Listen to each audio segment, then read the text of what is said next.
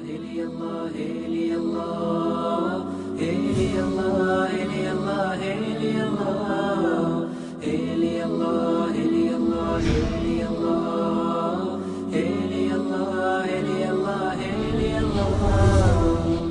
رمضان قد أهل بالصيام وأطل مصيدا أهلا وخلا ليته في كل حين. رمضان قد أهل بالصيام وأطل مسعدا أهلا وخلا ليته في كل حين.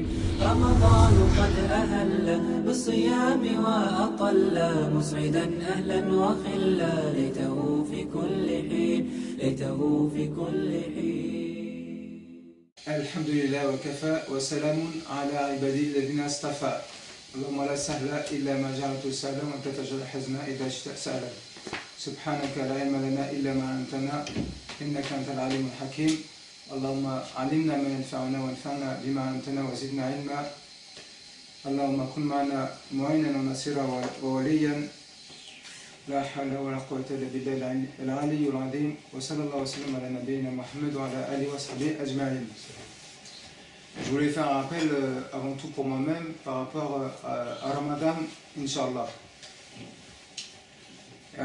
On va prendre le verset où Allah dit Ya ayyuhalladhina amanu kutiba alaykumus siyamu kama kutiba ala alladhina min qablikum ayyaman ma'dudat kutiba alaykumus siyam kama kutiba ala alladhina min qablikum la'allakum tattaqun ayyaman ma'dudat. Donc Allah dit dans la traduction approximative, oh vous qui avez cru. Donc il nous appelle ici par Al-Iman, vous qui avez Al-Iman. Comme il disait Ibn Mas'ud, quand tu entends Ya ayyuhalladhina amanu, oh vous qui avez cru, sache que c'est un bien qui t'est ordonné de faire, ou alors un mal, une chose qui n'est pas bien pour toi, qu'Allah va te demander de ne pas faire. D'accord ? Si aujourd'hui, n'importe lequel d'entre nous, quand il veut faire une chose dans la vie, en général, il va voir celui qui pense être le bon conseiller dans son domaine. Donc quand il va voir un médecin, le médecin lui dit, s'il est malade, prends ses médicaments, prends ces choses-là et ça ira mieux. En général, il le suit à la lettre. Quelqu'un qui ne sait pas compter, il va aller voir un mathématicien. Quelqu'un qui a un problème avec sa voiture, il va aller voir un garagiste et qui pense être un expert dans son domaine. D'accord ? Parce qu'avant de rentrer dans le verset ou dans le Coran, on ne peut pas rentrer dans ce verset tant qu'on n'a pas pris l'importance et la conscience de qui est Allah et c'est quoi le Coran. Donc Allah Azzawajal, il est parfait d'une perfection parfaite. Et il est miséricordieux d'une miséricorde parfaite. Et il est le sage. Il est plus miséricordieux que nous-mêmes envers nous-mêmes, que nos mères envers nous-mêmes. Il est Al-Alim, l'omniscient. Il est Al-Qadir, le capable. Il est Al-Hakim, le sage. Peut-on imaginer de celui qui est capable de toutes choses, de celui qui est parfait d'une perfection parfaite, de celui qui connaît tout et qui est plus miséricordieux que nous-mêmes envers nous-mêmes, peut-on imaginer qu'il va se tromper dans un mot? Ou peut-on imaginer qu'il va mettre un mot où il ne faut pas? On ne peut pas imaginer cela. Donc on ne peut pas rentrer et vivre avec ce verset sans savoir d'abord ce qui est Allah. Et donc ici Allah nous appelle par l'iman. Donc si on a l'iman envers Allah, c'est-à-dire qu'on a les 6 piliers de la foi, on croit en Allah, c'est-à-dire on croit en Allah en son existence, on croit en sa seigneurie, on croit en ses noms et attributs, et donc on l'adore, on unifie Allah dans l'adoration. Parce que si on prend le Coran comme un journal, eh bien, comme le professeur l'a dit, ou comme Allah a dit, la scène qui se passe le jour du jour d'année, et le prophète dira, c'est une scène du jour du jour dernier, il dira ce jour-là, oh mon Seigneur, certes mon peuple a pris ce Coran pour une chose délaissée. Comme il dit Ibn Kathir, il y a plusieurs manières de délaisser le Coran. Parmi elles, le fait de ne pas le lire, le fait de ne pas se soigner avec, le fait de ne pas le comprendre, le fait de ne pas le méditer, le fait de ne pas l'appliquer. Et il n'y a aucun doute que le plus grave, c'est le fait de ne pas l'appliquer. Mais comment l'appliquer si on ne le connaît pas? D'accord? Je ne veux pas rentrer dans le verset avant de faire ces introductions qui sont importantes. Puisque quand on va parler de Ramadan, on va constater quoi? Que pour la plupart d'entre nous, Ramadan c'est toujours la même chose. Et Ramadan c'est pas Noël. Noël, tous les gens ils se font des cadeaux toutes les années, ils attendent une année après une année. Et bien nous, il ne faut pas que Ramadan ce soit pour nous à chaque fois l'espoir, le grand espoir de l'année où tout va changer pour toi. Et cet espoir-là que Shaitan il nous donne, il est faux si on ne sait pas comment aborder et comprendre ce qu'Allah nous donne comme message. Donc le Coran, c'est le message d'Allah, le parfait, aux créatures. D'accord? Donc Allah, il est parfait. Donc on revient sur ce verset. Allah nous appelle par l'iman. Donc si on a la foi, c'est-à-dire qu'on a la foi et on croit ce qu'Allah nous dit. Est-ce que juste on croit, on dit voilà, j'ai cru ce qu'Allah veut me dire pour Ramadan et je passe? Non, c'est pas ça la véritable foi. La véritable foi, c'est de croire et aussi après de croire et de mettre en application. Donc il nous appelle par l'iman. Il n'a pas dit ya ayyuhannas kutiba alaykum siyam. Il a dit oh vous les croyants. Il n'a pas dit vous les gens. Vous les croyants, le jeûne vous est prescrit. Comme il a dit Cheikh Saadi dans son tafsir et d'autres, ils ont dit, c'est-à-dire il vous a été obligatoire. Le jeûne est rendu obligatoire. Kama kutiba ala ladina min qablikum. Comme il a été rendu obligatoire aux communautés qui étaient avant les nôtres. C'est-à-dire, comme ils ont dit les Mufassiroun, ils ont dit, c'est-à-dire que comme ça a été prescrit aux juifs et aux chrétiens. C'est-à-dire, ce n'est pas une nouveauté. Le jeûne qu'on fait, ce n'est pas une nouveauté. Certes, ce n'est pas la même manière, mais ce n'est pas une nouveauté. Ensuite, Allah il a dit, comme à ceux d'avant vous, pour que vous craigniez. Ici, Allah il a donné la sagesse du jeûne. Il a dit, pour que vous craigniez. Donc, jeûne, bien fait, égale crainte. D'une manière générale, Allah il a donné la sagesse de l'adoration, il a dit aussi que c'était la crainte. Quand il a appelé les gens, le premier ordre du Coran, Ya ayyuhan nasu, abudu rabbakum alladhi khalaqakum alladhina min qablikum la'allakum tattaqun. Oh vous les gens, adorez votre Seigneur et ceux qui étaient avant vous, pour que ainsi vous allez obtenir la crainte. Donc d'une manière générale, l'adoration, elle fait naître dans le cœur du serviteur la crainte. De même qu'une personne qui craint Allah adore Allah aussi avec son extérieur, comme la grande règle que les savants ont rappelée, à savoir que l'intérieur et l'extérieur sont toujours liés. Donc, je reviens dans le verset, et ici, dans ce verset spécifique, où Allah nous explique par rapport au jeûne, il nous explique la sagesse du jeûne, qui est le fait de craindre. Alors, on a dit l'adoration d'une manière générale, elle apporte la crainte, et pourquoi le jeûne apporte la crainte? Parce que première chose, c'est une adoration, mais cette adoration, elle est particulière, donc elle apporte une crainte particulière. Alors, quels sont les problèmes vis-à-vis du jeûne? Pourquoi dans ce cas-là, on fait le jeûne depuis 5 ans, depuis 10 ans, depuis 15 ans, et on a toujours les mêmes problèmes d'une manière générale?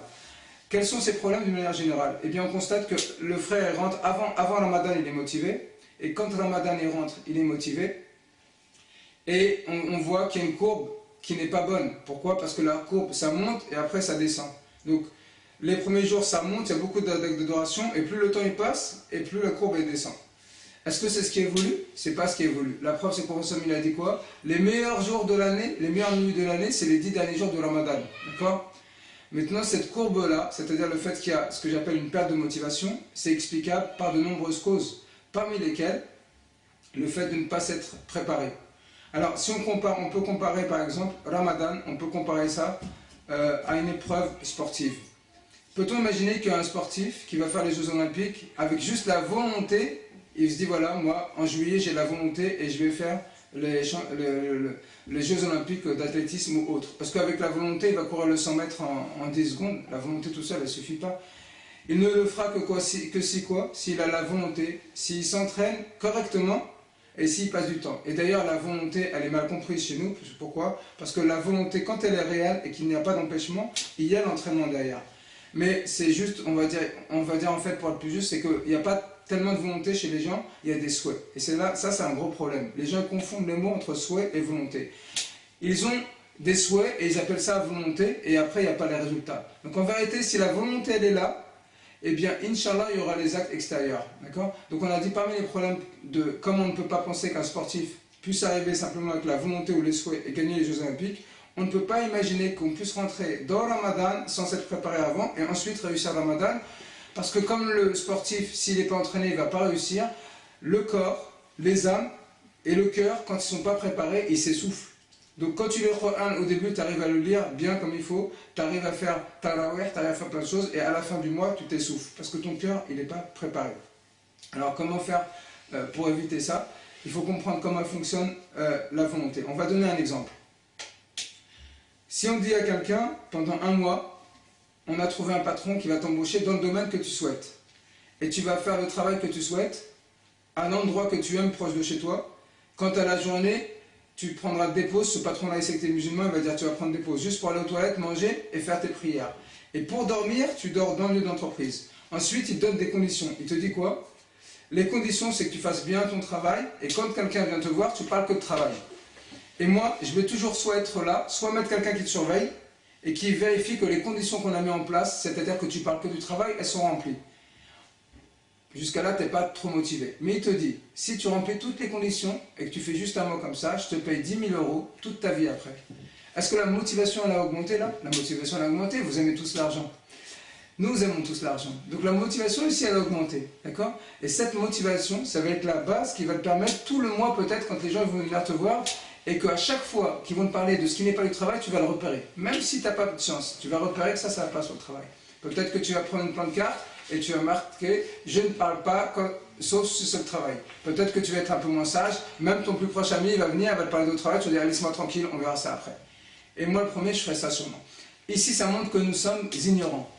Nous sommes ignorants de qui est Allah, avec ses noms et ses attributs, et quelle est la puissance d'Allah. Nous sommes ignorants du paradis, et tout ce qu'il y a dans le paradis. Le plus bas degré du paradis, est-ce qu'il a 10 000 € par mois? Non, le plus bas degré du paradis, éternellement, il a toute cette terre, des dizaines de fois pour lui tout seul. Éternellement, sans mourir. Et ce n'est pas des mots, il ne faut pas que ce soit dans nos intellects, il faut que ce soit dans nos cœurs. Nous sommes ignorants de la réalité de l'enfer. Le plus bas degré de l'enfer, ses chevilles, elles brûlent et il reste longtemps, et c'est pas fini, il est humilié de toutes les sortes, de toutes les manières possibles. Il est châtié physiquement, il regrette, il sait que l'islam était véridique, et s'il est musulman, il regrette quand même, et en plus, il se fait châtier, et les jours passent comme ça. Combien il va rester? Il va rester très longtemps. Allah dit, ils resteront dedans un temps limité, un grand nombre de temps. J'avais regardé la dernière fois un tafsir, il disait, ils resteront pour chaque jour, l'équivalent d'une année, ils resteront des milliers ou des dizaines de milliers de jours pour chaque jour d'une année. J'avais calculé, ça faisait un nombre impressionnant, ça faisait 100 000 ou 1 million d'années. En tout cas, ça fait ce qu'on a vécu ici sur Terre, de nombreuses fois.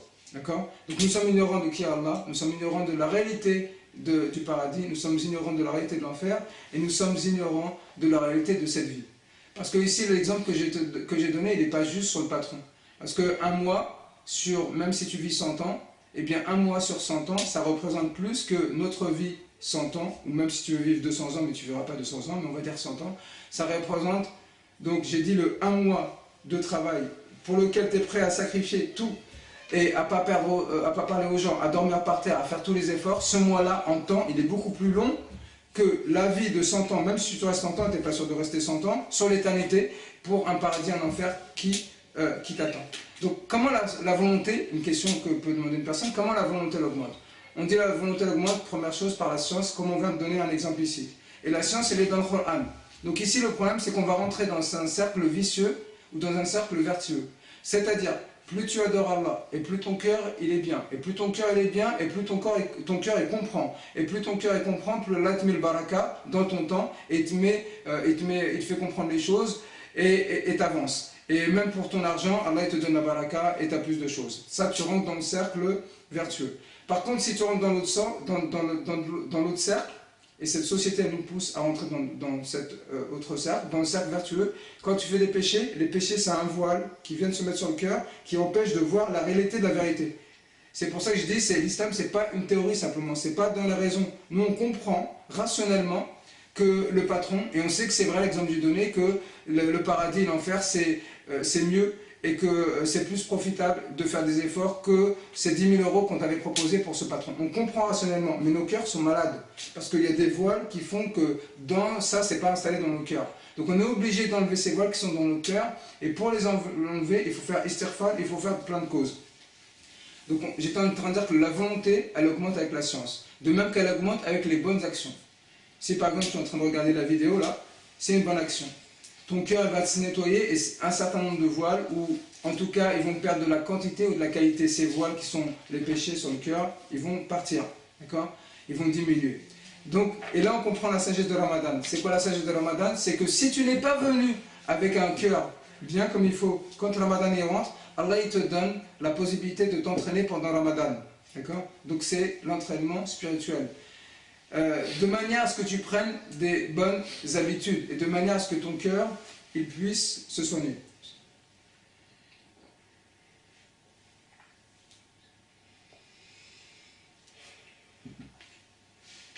le cœur c'est comme ce verre-là. Si je veux de l'eau pure dans ce verre, j'ai qu'une solution, mettre de l'eau pure. C'est marrant, mais c'est comme ça pour l'adoration. Si je veux un cœur pur, je n'ai qu'une solution, rentrer des actes d'adoration avec mon extérieur qui viennent ici nourrir le cœur. Lire le Coran, faire du jeûne, donner des sadaqas, toute obéissance qui font partie de l'iman. Ça vient nourrir mon cœur. Maintenant, si je voulais de l'eau pure dans ce verre et que je mets un peu d'eau et du coca, j'ai quoi? De l'eau au coca, ou du coca au l'eau, ce que tu veux. Si je mets un peu d'eau et un peu de lait, j'ai quoi? Du lait au l'eau, du lait avec de l'eau, ou de l'eau avec du lait, etc. etc. C'est pareil, si dans nos cœurs, comme ce verre, le cœur ne peut contenir qu'une chose. Donc, dans ce cœur, soit il va y avoir de l'adoration qui rentre, soit il va y avoir des péchés. Et proportionnellement à l'adoration qui rentre dans le cœur, il y a des péchés qui sortent. Et proportionnellement au péché qui rentre dans le cœur, il y a de l'adoration qui diminue. D'accord? Comme c'est connu, l'iman, ça monte et ça descend. Donc on disait que le mois de Ramadan, c'est un mois d'entraînement, et c'est pour ça que c'est le mois de la miséricorde. Allah, il nous permet de nous entraîner. Donc, si tu n'étais pas préparé avant Ramadan, et que tu es en train d'écouter ça, Inch'Allah, il n'est pas trop tard. Comment faire? Comment faire? C'est tout simple, c'est que, qu'est-ce qui fait que ici, ce verre se remplit? C'est le liquide que tu mets dedans. Et qu'est-ce qui fait que ton cœur se remplit pendant le Ramadan? C'est le temps que tu passes. Le temps que tu passes dans les adorations. Donc, il y a un autre critère extérieur qui peut savoir et qui peut te permettre de remplir ton cœur, c'est quoi? C'est le temps que tu vas passer. Donc plus tu vas passer du temps en quantité et en qualité, et la qualité est importante, plus que la quantité, parce que les salafs, ils faisaient plus attention au type d'actes d'adoration qui ont un effet sur leur cœur que la quantité des actes d'adoration. Et à ce sujet, certains ont dit, on ne comprend pas, les tabi'in, ceux qui sont venus après les compagnons, certains se sont étonnés, ils ont dit, ils adoraient Allah plus que les compagnons. Mais ce plus, c'était quoi? Ce plus, c'était en quantité. Et certains ont répondu, et eux, ils avaient vraiment al-fiqh, la science, la compréhension de la religion. Ils ont dit, mais le cœur des tabi'in, il était dans le dunya. Ils adoraient Allah avec un cœur de dunya, tandis que les compagnons, ils adoraient Allah avec un cœur qui était dans l'akhira. D'accord? Donc qu'en est-il s'ils disaient ça sur les tabi'in, où ils sont nos cœurs à nous? D'accord? Donc la qualité, elle est très importante. C'est quoi la qualité? La qualité, c'est ce qui fait que tu sens que l'acte d'adoration, il a des impacts sur ton cœur directement. Et ça, j'ai pas besoin de l'expliquer, tu le sens. De même manière que quand tu fais une prière rapidement comme un coq, tu sens que la prière n'a eu aucun effet sur ton cœur. De la même manière, quand tu te concentres en prière et tu penses que tu es devant Allah Azzawajal et que tu penses à tes péchés, que tu penses au paradis, et que tu penses à l'enfer, et que tu vas doucement et que tu es tout seul, eh bien tu peux sentir certaines choses dans ton cœur. Donc on a dit s'entraîner et essayer de faire le maximum d'actes d'adoration possible en utilisant son temps et viser plus que la quantité, viser la qualité. Même si un certain nombre de quantités va jouer sur la qualité. D'accord? Donc, comment s'entraîner maintenant, on a dit, par rapport au temps? Ça nous permet d'aborder une autre chose, c'est comment tu vas gérer ton temps pendant le Ramadan. Comment vas-tu gérer ton temps? Alhamdoulilah, Allah, il a fait que les actes d'adoration ils sont nombreux et que les personnes, elles aussi, il y a des actes d'adoration qui sont préférables à certains. Par exemple, il y en a qui préfèrent aller visiter les malades. Il y en a qui préfèrent donner des sadaqas. Trouve les actes d'adoration que tu aimes bien faire, entre guillemets que tu aimes bien faire, ça ne veut pas dire que tu ne les fais pas pour Allah. Parce que Shaitan, il va toujours venir, il va dire voilà, tu ne fais pas pour Allah. Non, que tu aimes bien faire dans le sens où ils correspondent à ta personnalité. D'accord? Et renouvelle toujours l'intention pour être sincère. Si tu aimes bien visiter les malades, va visiter les malades. D'accord? Donc fais-toi, ici on parle de quoi? De se faire un programme. Parce qu'encore une fois, si on revient dans l'exemple du patron qui voulait payer 10 000 euros si tu as bien fait ton travail, pour toute ta vie, il allait te donner des conditions, c'est-à-dire qu'il allait te donner un programme. Toi-même, tu dois te faire un programme. Maintenant qu'on a pris ensemble conscience de la réalité de Ramadan, qu'est-ce que ça apporte? Eh bien, tu dois te faire un programme. Et ce programme, tu dois avancer jour après jour. Qu'est-ce qui va se passer? Inch'Allah, au minimum, si tu fais bien ce programme, ton cœur, de toute manière, va se purifier et tu vas prendre des bonnes habitudes. Et c'est ce qui évolue. Au mieux, tu vas sortir à la fin de Ramadan, comme Allah l'a dit, avec la crainte, Inch'Allah. En tout cas, si tu fais Ramadan, tu fais des efforts, tu vas sortir avec de la crainte qui correspond pour toi au niveau où tu en es, comme quelqu'un qui va à la musculation, quelqu'un qui est maigre ne va jamais à la salle. Maintenant, s'il a compris que c'est important pour lui d'aller à la salle de musculation et qu'il fait des efforts, bah, s'il pesait 40 kg, il va peut-être prendre 2 kg, mais 2 kg pour lui qui pesait 40 kg, c'est bien. Il lui reste quoi faire s'il veut prendre plus? Ben, il lui reste à continuer le chemin. Pareil, ça dépend où tu en étais quand tu es rentré dans le Ramadan. Si tu n'as pas tu n'as pas beaucoup de science, tu n'as pas l'arabe, tu n'as pas le Coran, on ne va pas te demander de faire tout d'un coup. Mais ce qui est important, c'est de faire régulièrement. C'est pour ça que le professeur me dit quoi? Les actions préférables chez Allah sont celles qui durent, même si elles sont petites. Pourquoi? C'est Allah qui préfère ça pour lui ou pour nous? Il préfère ça pour nous parce qu'il est miséricordieux. Il sait comment il t'a créé et ce qui te convient. Donc, Faire des actions, on a dit gérer son temps, et pour ça, il faut faire des priorités, parce que sinon, Shaitan, il va te pousser à faire trop d'actions, parce que tu étais motivé en train de m'écouter, et il va te pousser à faire un programme que tu ne pourras pas tenir. Et là, il sait que tu vas arrêter. Ça, c'est la première manière. Deuxième chose, Shaitan, il va te pousser à faire un programme que tu sais que tu peux faire, ça ne sert à rien, ça ne va rien changer. Il va te dire, lis une page par jour, toi, tu peux lire plus. Donc, tu dois trouver l'équilibre. D'accord? Comme ils ont dit sur Shaitan, il pousse les gens toujours dans deux extrêmes. Quand tu fais les ablutions, soit il pousse à en faire trop, tu fais des ablutions jusqu'au bout, là, ou soit il fait jusqu'à là, tu dis, c'est bon, j'ai fait le wudu. Non, tu fais les ablutions correctement. Donc là, pour ça, ça demande de te connaître. Donc ce que je te propose et ce que je me propose à moi-même, c'est que tu prends un agenda, tu fais un programme, tu notes les types d'adoration que tu aimes faire et tu les classes. Après, tu essaies de faire un programme par jour et par semaine. Et dans ce programme-là, tu retires des choses de Donia. Comment tu fais pour retirer ces choses de Donia? Tu retires des choses que tu peux retirer facilement. Tu prends une ou deux choses que tu peux retirer facilement. Les informations, des fois, ça ne sert à rien de regarder, t'enlèves ça. Le football ou les matchs ou la télé, t'enlèves. Il y a une chose que tu peux enlever dans ta vie, j'en suis sûr, et qui va t'apporter des choses et que tu peux remplacer par l'adoration. Si tu ne peux pas le faire, c'est que tu es déjà à un niveau d'adoration. C'est que toi, tu as enlevé plein de choses, alors toi, remercie Allah et continue. Si tu n'es pas dans ce cas-là, parce que ce cas-là, ce n'est pas la majorité, c'est une minorité, tu es dans le cas de la plupart des gens, et moi le premier, c'est que tu es dans le cas où il y a plein de choses que tu peux enlever dans ta vie et remplacer par l'adoration. Donc choisis une chose, deux choses, trois choses que tu élimines pendant le Ramadan. Parce que si tu ne changes pas, les choses ne vont pas changer. Si tu fais Ramadan comme l'année dernière, eh bien tu vas ressortir cette année comme tu l'as fait l'année dernière, tout le temps. Ça, c'est une règle. D'accord? Donc tu te fais un programme, et ce programme-là, tu le suis tous les jours. Si tu peux, tu fais une pause. D'accord? Et tu vas à ton rythme.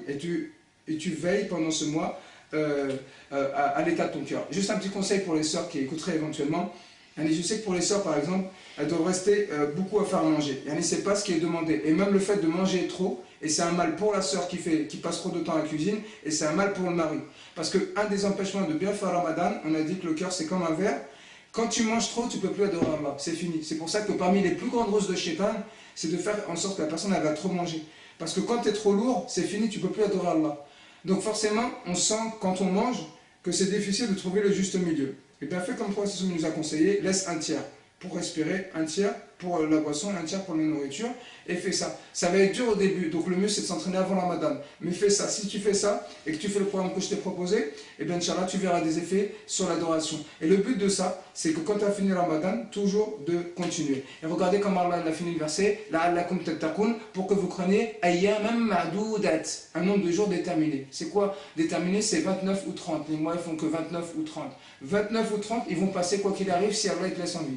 Mais 29 ou 30, ils vont passer comment? Ça dépend de ce qu'Allah va nous faciliter à tous. Et ensuite, ça dépend de ta volonté. J'ai bien dit et ensuite de ta volonté, j'ai pas dit et. Donc, on demande à Allah de nous faciliter et de faire en sorte qu'on rentre avec Ramadan avec volonté de le faire comme il faut et qu'on passe du temps à le faire bien. Autre chose, j'ai parlé de la nourriture, une autre chose qui me vient en tête, c'est les fréquentations. Parmi les choses qui empêchent de bien faire Ramadan, c'est les fréquentations. Par exemple, après Tarawih, tu restes une demi-heure et tu pars avec les frères, tu refais le monde. Et après, tu as refait le monde, le lendemain, tu ne fais même pas le fajr. Ce n'est pas le mois des fréquentations. Même les salafs, les savants, ils laissaient tout sauf le Coran. Donc, la fréquentation, c'est entre toi et ton Seigneur. Donc, sacrifie des choses. On a dit, par exemple, pour les soeurs de la nourriture, pour les frères, si tu as l'habitude de trop parler et de trop fréquenter, retire-toi un petit peu. Donc, toi, tu sais mieux que moi ce que tu as sacrifié et ce qui va t'aider. Et si tu te poses et tu réécoutes, par exemple, ce cours en prenant des notes, Inch'Allah, il te sera bénéfique. Je demande à Allah d'en faire une chose bénéfique pour nous tous.